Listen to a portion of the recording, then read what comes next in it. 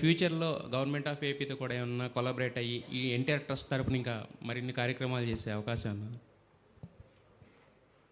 నేను మీకు చెప్పినట్టు 28 ఏళ్ళు మేము ఏ ప్రభుత్వం సహకారం మేము తీసుకోలేదు. మేము అట్లానే మేము ఏ ప్రభుత్వాన్ని సహకారం అడగము.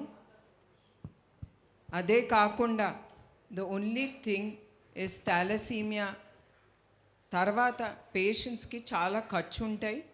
4 నుంచి 7,000 రూపాయలు వాళ్ళ మందుకే ఖర్చు అవుతుంది.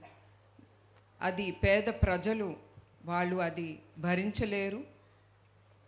అట్లానే ఆ ట్రాన్స్ఫ్యూషన్ కిట్ అనేది కూడా చాలా ఖరీదైంది. అది కూడా ప్రభుత్వంని మేము అడగదలుచుకున్నాము.